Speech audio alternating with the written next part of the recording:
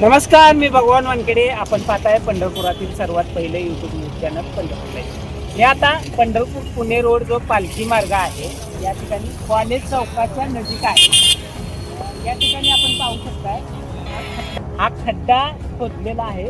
या रस्त्याचं काम सध्या चालू आहे बरं का. या रस्त्याचं काम चालू असताना हा खड्डा खोदून ठेवला आहे. गेले 8 दिवस झाले हा खड्डा आहे असं इथल्या काही स्थानिक नागरिकांनी माहिती दिली.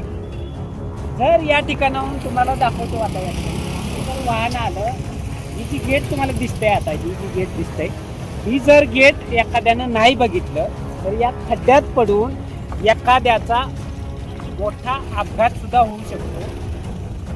सध्या नेमकं प्रशासनाचं चाललंय काय यावर प्रश्नचिन्ह उपस्थित होत आहे. ही जर बघितलं तर यावरून घाईघाईनं आषाढी वारीच्या अगोदर काम करण्याचं, पंढरपूर पुणे रोड पालखी मार्गाचं काम करण्याचं प्रशासनाचं काम चालू आहे. पण ही सगळ्यात महत्त्वाचा मुद्दा असा आहे, या ठिकाणी आपण बघू शकताय, तुम्ही जरा झूम करून दाखवा जरा तुम्ही. या ठिकाणी जो खड्डा खोदलेला आहे, ही जी की लावलेला आहे बॅरिकेडिंग, त्यांनी याला रिफ्लेक्टर नाही आहे. जर वाहनधारक जर या ठिकाणी आले तर त्यांना बघू शकताय बघा, नुसतं यांनी ही ठेवलेलं आहे.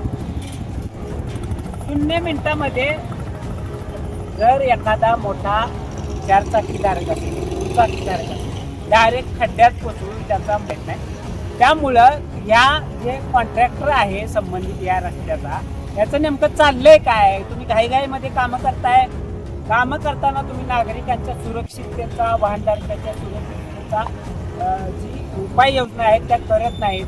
नेमकं अधिकारी अजून सुद्धा पालखी महामार्गावर जिल्हाधिकारी असू द्या, प्रांताधिकारी असू द्या, तहसीलदार असू द्या किंवा पंढरपूर नगर परिषदेचे मुख्याधिकारी असू द्या, यांनी अजूनपर्यंत आलेले नाहीत.